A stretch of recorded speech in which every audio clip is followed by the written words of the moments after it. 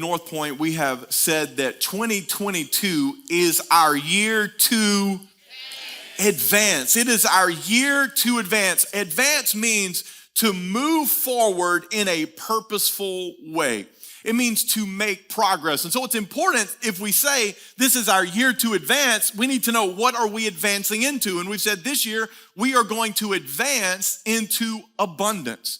We are going to advance into the life that God said was possible for each and every one of us. And you would say, okay, well, what kind of life did God say was possible? Well, this is what Jesus said in John chapter 10, verse 10. He says, I came that they may have and enjoy life and have it in abundance to the full till it overflows.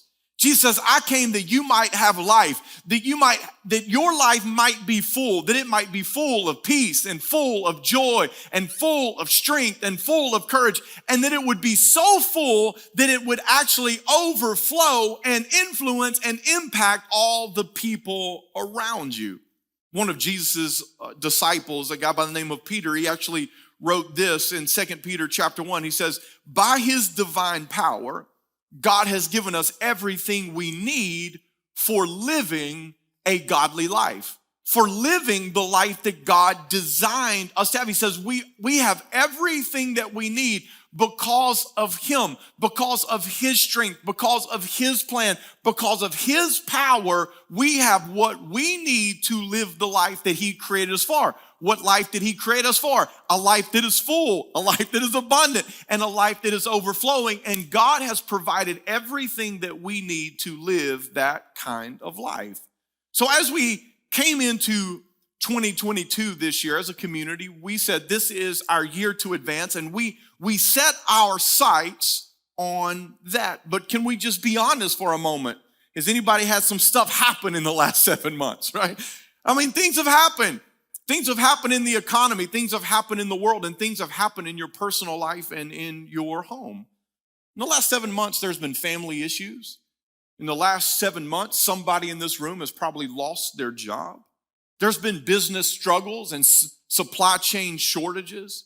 In the last 7 months, there's been a divorce that has been finalized. There's been sickness that entered into a home, or maybe even we've experienced death in a family member. And now on top of all of that, we've got this thing breaking out called monkeypox. I mean, we've had some things step into our view, and that's why this series that we are starting today and launching into, this series that we're going to be talking about for the next 6 weeks, we're going to be talking about this concept of reset. This concept of reset, because here's what I've discovered in life. It's not enough just to set your direction. You have to be willing to reset your direction, because it's easy to take a detour. It's easy to get distracted. It's easy to miss your turn. And I'm so glad that whenever I make a mistake, I've got Siri to get me back online. But the problem is in life, Siri ain't standing there going, hey, don't forget, you got to get back on. No, in life, we can get off track and we stay off track. So we have to know it's not enough just to set a good intention. No, I've got to make sure that I'm constantly resetting my direction. It's not good enough just for me to come into 2022 and to set some priorities, right? We all know about those New Year's resolutions that we're really excited about on January 1st. That we can't even remember on January 21st, right? We got to reset. You can't just set the culture of your home. You have to constantly reset the culture of your home. So let's just dive into what does it actually mean to reset? What is the definition of that word? Let's look at a couple definitions today. The first definition is this. It means to set again. To set again, this would be like to set a broken bone. Something is broken, and it needs a hard reset to be put back into place. But there's a second definition for the word reset, and it means to set, adjust, or fix in a new or different way. This would be like resetting the culture we talked about, or resetting your priorities. Now, there are some things in our lives that are broken, and they need a hard reset to get back into place. But most of the time, most things in our life just need a little bit of attention and adjustment. And if we gave them the attention and the adjustment that they needed, we could reroute and redirect and get back on the path that we need to be on. And this is why the habit of reset is so vitally important for each and every one of us. And here's the reason why. Because if I don't execute the adjusting that is required, then I won't experience the advancing that is desired. And we all come into a year or come into a season, and there is something that we desire. Even as educators right now, it's like, January is the beginning of the calendar year, but come on, August is the beginning of the school year. And there are things that are in your heart. There are things that you are desiring. There are things that you want to advance into in this school year. But here's what I will tell you. It doesn't matter what you desire to advance into if you are not going to make the adjustments that are required along the pathway. It's the same way in our life. There are things that we desire for our family, things that we desire in our life we want to advance into. But if we do not make the adjustments required, we will not arrive at the place that we want to get to. Now, all of us, we could all get into a boat. It would have to be a pretty big boat, but we could all get into a boat and we could sail from San Diego to Hawaii. It is possible. It would take us 2 to 3 weeks and we could do that. And some of you are thinking that would be a great idea right about now. Well, here's what I'll tell you this morning. We won't reach the beautiful sands of Waikiki Beach if we are not paying attention and making adjustments. We cannot get in the boat and say, we are headed in this direction and then arrive where we want to arrive. No, if we are going to arrive at Hawaii, what are we going to have to do? We're going to have to adjust the sails. What are we going to have to do? We're going to have to adjust our route. What are we going to have to do in a group this size? We're going to have to adjust a few attitudes along the way as well, 2 or 3 weeks out on the open seas. We're going to have to reset. We're going to have to adjust if we want to reach where we want to go. Now, we understand that when we talk about sailing, but it's the same way when it comes to living. And what I call this is the reset mindset. It's the reset mindset. The reset mindset says, I will have to continually set, adjust, and fix things if I am going to be and do what God is calling me to. If you're going to be and do what God is calling you to, you're not just going to arrive there from having a good intention. You're not going to arrive there because you wish that would happen. You won't even arrive there just because you set the direction to get there whenever you start. No, it takes more than a few prayers. It takes more than a few books. It takes more than a few years. And we can get frustrated. And we can even get off track if we don't understand that we were purposely designed by God for the necessity of reset. We can get very frustrated with this process, and we can get off track in the midst of the process if we don't understand that we were designed by God for the necessity of reset. Think about it just for a moment.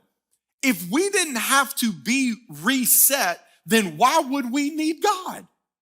If you could have one moment with God, say one prayer, read one book, have one experience, and all of a sudden it set your direction, and for the rest of your life, you knew how to fulfill God's purpose and walk into all the things and do everything that you were called to do, you wouldn't need God every day, but God purposely, and we could even say perfectly designed it that we would need Him. So there is this thing in us that needs to be reset. Even in the teachings of Jesus, when Jesus was teaching his followers how to pray, what did he say in Matthew chapter 6? He said, this is how you should pray. Our Father in heaven, hallowed be your name. Holy is your name. Let your kingdom come. Your will be done on earth as it is in heaven. Give us today. Everybody say today. Our daily, say daily. Our daily bread. Give us today our daily bread. Now, Jesus wasn't just talking about physical bread. Okay, he wasn't just talking about that. He was including that, but he was talking about something even bigger than that. He was talking about give us the nourishment that we need for our souls. Give us the nourishment that we need, not just in our stomach, but in our souls. Give us today our daily bread. But think about the language that Jesus was using here. Give us today our daily bread. He didn't say, pray, give us this week everything that we need. I just pray on Sunday and it takes care of my Friday. Just says, this is how you should pray. And he's insinuating that you're going to have to pray this every day for this to happen. Give us today our daily bread. What is Jesus telling us? Jesus is telling us there's got to be a reset every day. There's got to be a reset. Not only here in Luke chapter 9, Jesus says to a crowd, Luke chapter 9, he says, if any of you wants to be my follower, you must give up your own way, take up your cross daily. Say daily. Take up your cross daily and follow me. Once again, what Jesus is saying, following me is not a one-time decision. Following me is not a one-time prayer. He says, if you want to be my follower, you are going to have to give up your own way daily, is what he's insinuating. You're going to have to take up your cross daily, and then you are going to follow me. What Jesus is saying is that there's got to be daily communication. That's what he's teaching us in prayer. What he's teaching us in life is that there's got to be daily commitment, that we make a commitment fresh every day. And it is this commitment and this connection that says, God, I am depending on you today. God, there is a daily dependence in my life for you. And now the Jewish community that Jesus was talking to, they would have been very familiar with this concept of repetition, right? They would have understood this idea of doing daily. They would have understood this because decades before Jesus got here, there was a man by the name of Moses, and Moses set the standard for God's people. He gave them the laws, the rules of engagement, if you would. And this is what he writes in Deuteronomy chapter 6, verse 5. He says, and you must love the Lord your God with all of your heart, all of your soul, and all of your strength. And you must commit yourselves wholeheartedly to these commands I am giving you today. Repeat them again and again. Repeat them again and again to your children. Talk about them when you are at home and when you are on the road, when you are going to bed and when you are getting up. Tie them on your hands and wear them on your forehead as reminders. Write them on your doorposts of your house and on your gates. Wow. I mean, think about he's saying, listen, you got to repeat it again and again and again. You can't just tell your kids the story of Jesus at Christmas time and Easter. You got to remind them again. This is what Moses is telling the people of God. You got to repeat these laws and these rules and these instructions for life. You got to repeat them over and over and over again. Whenever you're going to bed, whenever you're getting up, when you're walking down the road, when you're eating at home, all of the time, talk about it. And don't just do that. Tie it on your hand. Put it on your forehead, put it on your doorpost, put it on your gates, put it everywhere you can so that you are constantly seeing it and reminded of it. Why? Because repetition leads to transformation. We all know this. We all know this. So what do they say? It depends who you read. Somewhere between 21 days and 66 days. If you do something every day for 21 days, 66 days, it becomes a habit. And now that thing becomes a part of your life. Why? Because it's the repetition that brings about the transformation. Doing things daily is transformative. But guess who designed that? God. God designed you for that. So God knows how he designed you. And so God says, hey, I'm going to give you a head start on this thing called life. I know how I designed you, and I designed you to be transformed through repetition. So what I'm going to tell you is do things every single day. And as you do things every single day, your life is going to be transformed. God designed you this way. We were designed by God for this. I like to say it this way. I like to say that your gain is always found in your again. Your gain is always found in your again. I mean, look, it's right there in the word. Look, gain and again. The gain is in your again. Your gain will always be found in your again. And there are two types of agains in our life. The first is the again of resilience.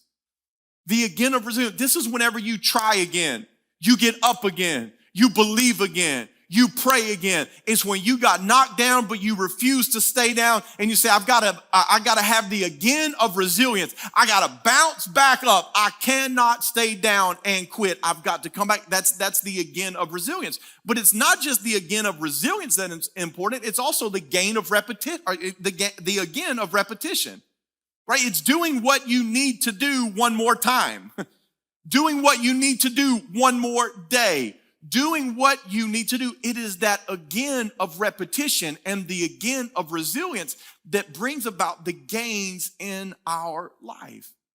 But here's what I've discovered is that people miss out on the gain because they mess up on the again. People miss out on the gain because they mess up on the again.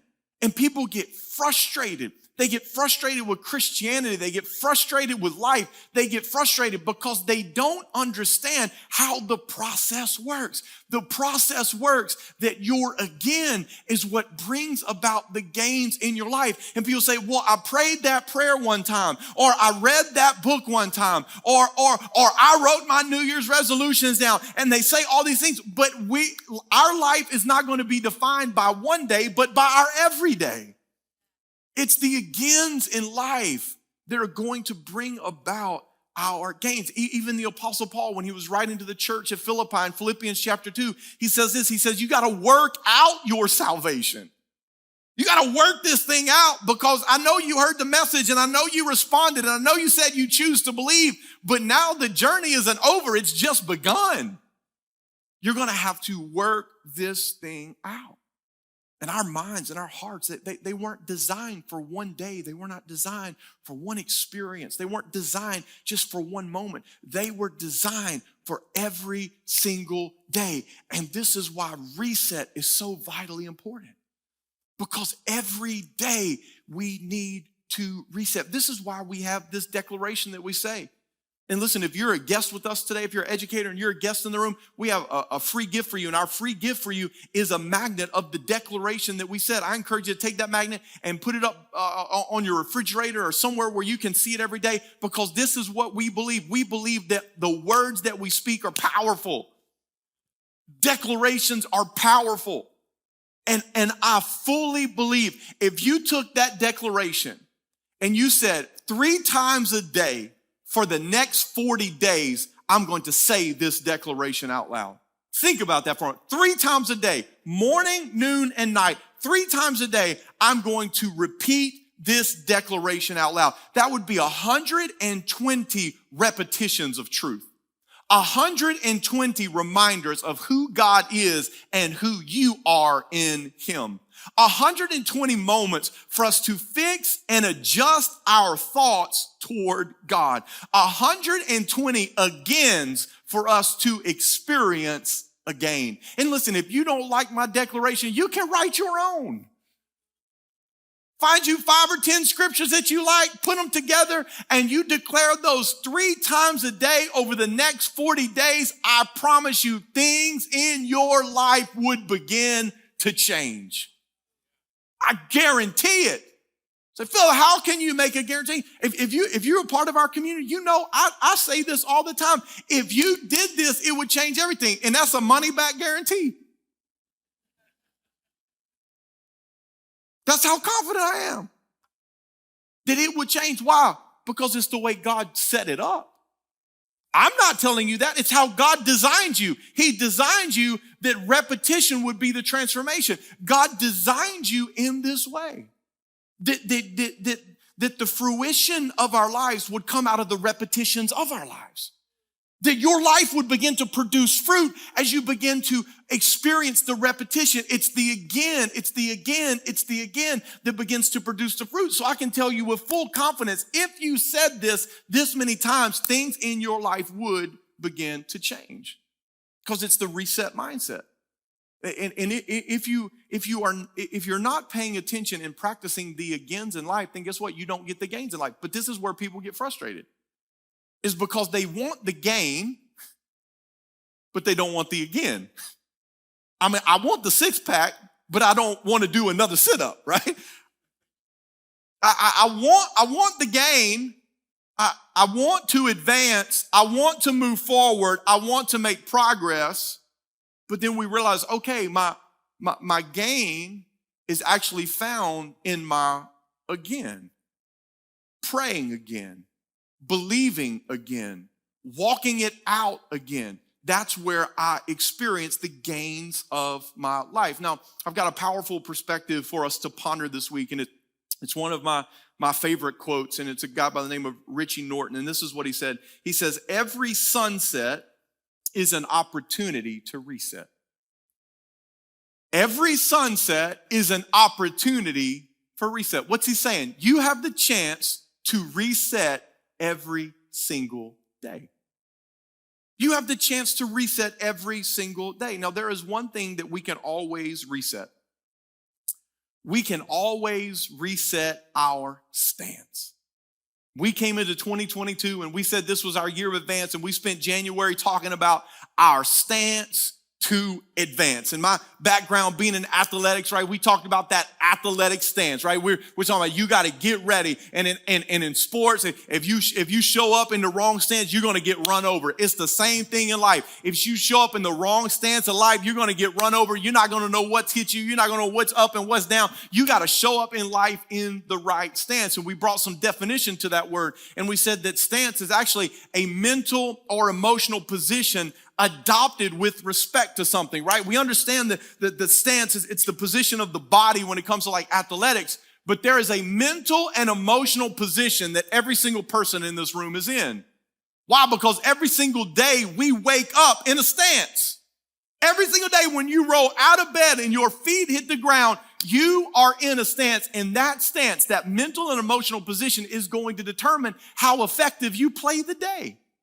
If you show up and roll out of bed and you are in a bad stance for whatever reason, then you are not going to play the day as effectively as you could. Now, here's the thing about sports is that in sports, you've got to reset your stance every play.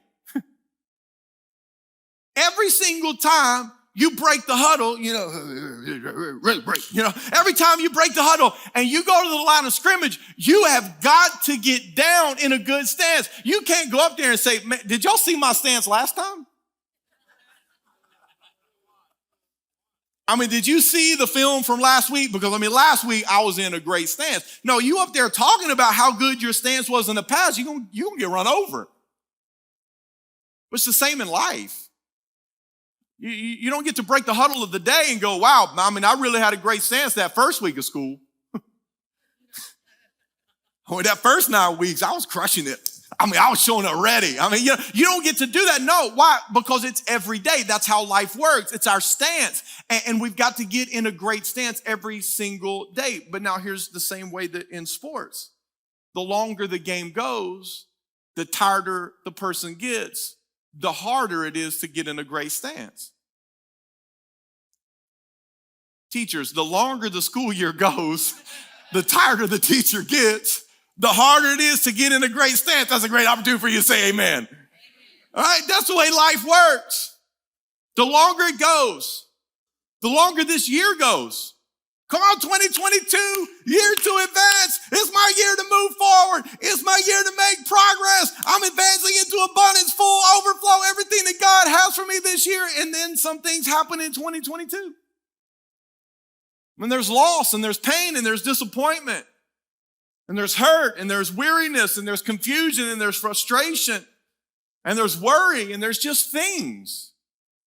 There's just things that happen, and the longer the game goes, the longer the year goes, the tireder we can get. Now, science tells us that we have somewhere between 6,000 and 60,000 thoughts a day. And you would think, How between 6 and 60,000? Look, the people can't agree on anything, okay? So there's 6,000 thoughts or 60,000. You can just settle in the middle if you want to. Say, let's call it 30,000 thoughts that we have a day. But now here's what scientists all agree upon. And they agree upon the majority of our thoughts always are negative. So if you were having 30,000, let's just call it 30,000. Let's sit in the middle. You have 30,000 thoughts a day. Some scientists actually say up to 85% of all of your thoughts are going to be negative. So just think about that. Your default thought is negative, and you're having 30,000 thoughts a day. You see, that's going to wear you down over time. That's going to wear you down. If you're not intentional with this mindset reset, if you're not intentional about this, then life is just going to wear you down because you are existing with 25,000 thoughts a day coming through your brain that lean towards the negative of life. And if you don't use every sunset to reset and say, you know what, I've got to reshift my focus. I've got to fix my attention on something else. I've got to make sure that I'm leading out in a positive way. I've got to start adjusting these thoughts. If I'm not aware of this, then I get worn down with all the negativity of other teachers and other things and other life and kids and husband and spouse, all these different things. All this stuff is coming in and bombarding me. And if I'm not using every day to reset and get in a better stance for tomorrow, then I'm not going to be playing at the level that I could in this thing called life. Proverbs 15 says this, for the despondent, every day brings trouble. For the happy heart, life is a continual feast. I love the way the Message version says it. It says, a miserable heart means a miserable life. A cheerful heart fills the day with song. The position of my mental and emotional posture is actually influencing how I show up. It's influencing my interactions. It's influencing my behaviors. It's influencing me. And it's so far to say that if our heart is miserable, our life is going to be miserable. Well, when your life is miserable, guess what? You make it for everybody else. Miserable. But they say a cheerful heart, a glad heart, a happy heart, a person that shows up with a great mental and emotional position every single day. Their life is filled with song. Life is like a continual feast. It is always working and moving forward. Now, for Jesus followers in the room, there's really only one way for us to start our day as Jesus followers, and it's really found in Hebrews chapter 12.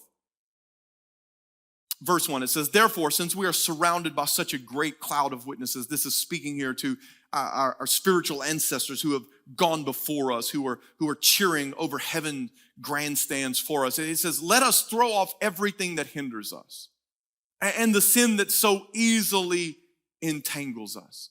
You see, if we're going to be effective in this day, guess what we got to do? We got to throw off all of the regrets and the shame and the condemnation, the coulda, shoulda, woulda. We got to get all of that off of us because guess what? Whenever you are carrying all of those things, how can you get in a great stance when you are carrying hundreds and hundreds and even thousands of pounds of stuff that happened in the past that you can't do anything about and it's just weighing down on top of you? And here the scripture says, look, you got to throw off that stuff. You got to get rid of that. You can't carry that stuff into your next season. You got to get rid of it. Why? So that you can get in an effective stance. Get that stuff off of you. And let us run with perseverance the race that God has marked out for us. I mean, think about that for a moment. Is it easier to run? I was going to say a marathon. Everybody's like, no, there ain't no easy way to do that no matter what. Is it easier to run a mile, just you? Or is it easier to run a mile if you strapped a 100-pound vest on you? So which one would you prefer? I don't want that vest, right? I'm just trying to make it a mile, just me. All right, it's hard enough. I got to make it a mile. I don't need the vest. And this is what some of us do. We put on the heavy vest because we're carrying all of the unforgiveness and all of the bitterness and all of the things of our past. And we're trying to run this race and in a good stance, and we can't make it down the race. We can't make it down the track because we're way down. So here's what you do in a reset season. In a reset season, you assess what you're carrying right now. You say, I'm not carrying that anymore.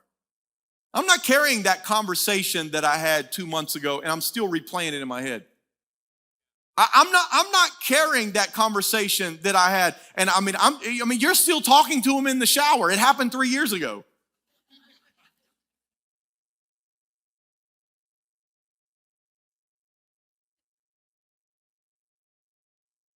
So I'm not carrying that with me anymore. I'm leaving that behind because that's influencing my stance. And my stance is determining how I play the day. And I can't play the day bad because I'm holding on to something that I should not be holding on to. I got to let that go. We got to let that go. But then it doesn't stop there. So he says, you got to run with perseverance the race that God's marked out for you, meaning you can't carry the past. But what do? He says this, fixing our eyes on Jesus, the pioneer and perfecter of our faith. That means that Jesus started your faith journey. It means that Jesus is going to complete your faith journey. And it means that you got to stay connected with him from start to finish.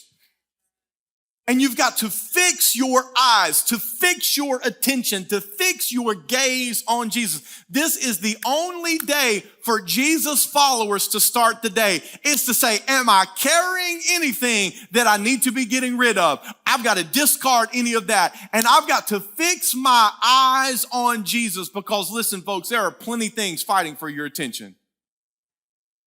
24-hour news stations are fighting for your attention.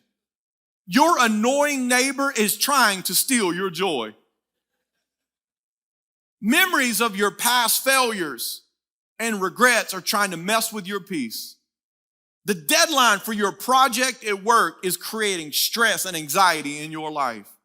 Your kids are pushing you to the limit of patience. And the gaslight popped on Monday morning, you're already late for work, and your husband drove the car last. That hit home way too. I heard a oh.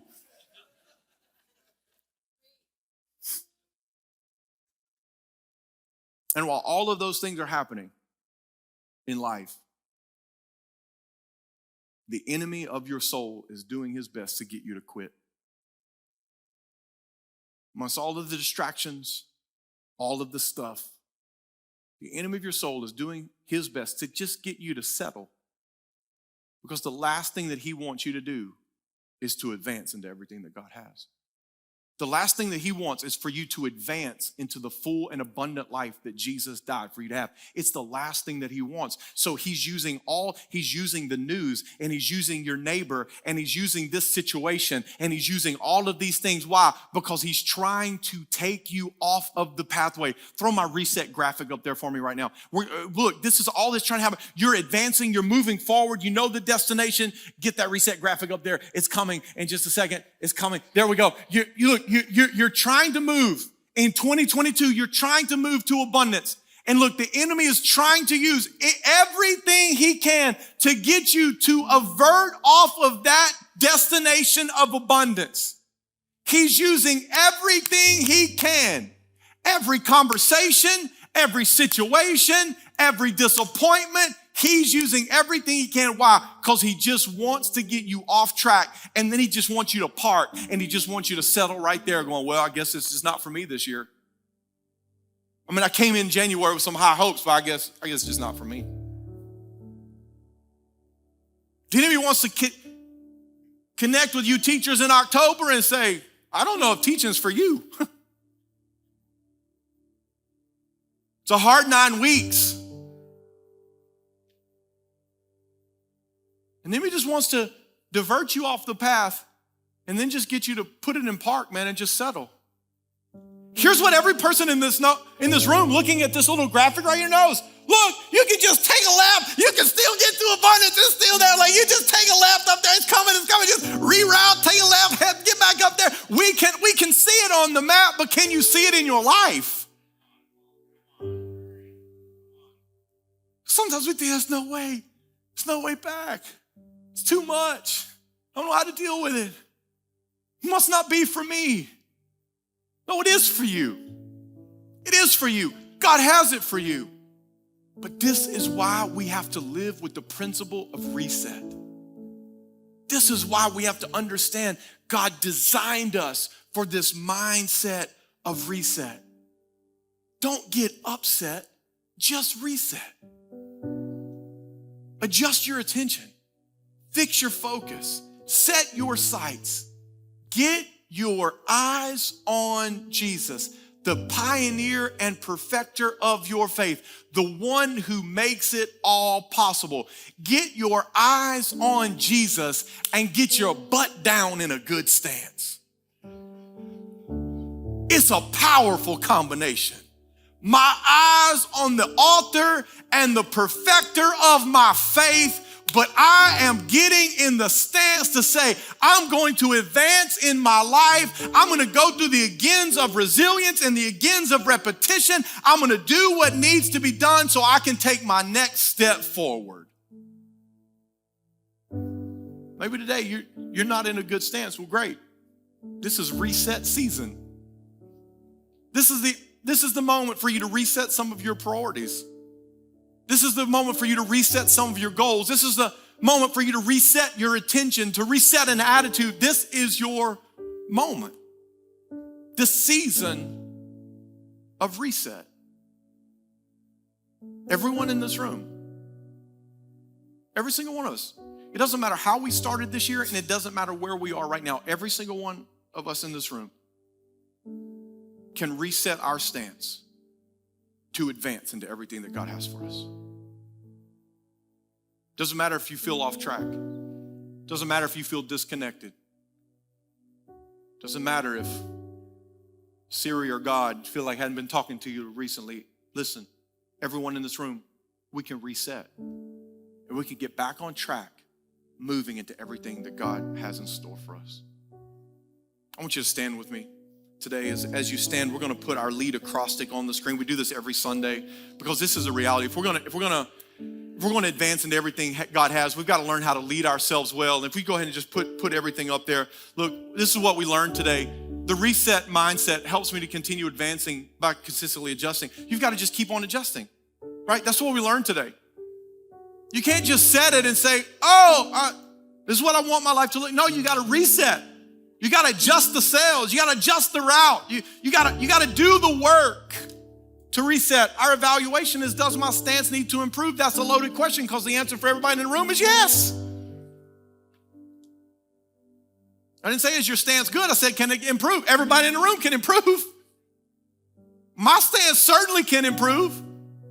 So the answer is yes. So what do we need to do? Our application is this. Just get your eyes up and your butt down. You don't know how much joy it is that I put butt on the screen in church. It just gives me so much joy. I'm just going to let you know that. It's one of the highlights of my ministry life right now. Okay? Get your eyes up on Jesus.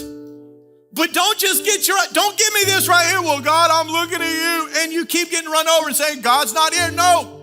Get your eyes up. But then you do what you can do and you get your butt down and you get in a great stance to attack the day. It's a powerful combination. And then the D is always the same. Just do it again. Do it again. Just keep on adjusting. Keep on adjusting. The reset mindset, it's how we live our lives every single day. Use every sunset as an opportunity for reset, for you to get your eyes back on Jesus and for you to get in a great stance so you can play one more day well. And just do it every day.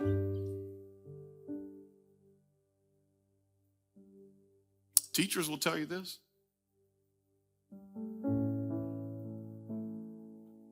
Don't start the year looking at the last day. There's 180 days in between there. You better focus on the next one. You better focus on the next one. Just focus on the next day. Focus on the next day. Focus on that next week that we have. And whenever we reset, we're just gonna reset it. We're just gonna focus on the next day. Focus on this next conversation. Focus on this next week. I want you to bow your heads.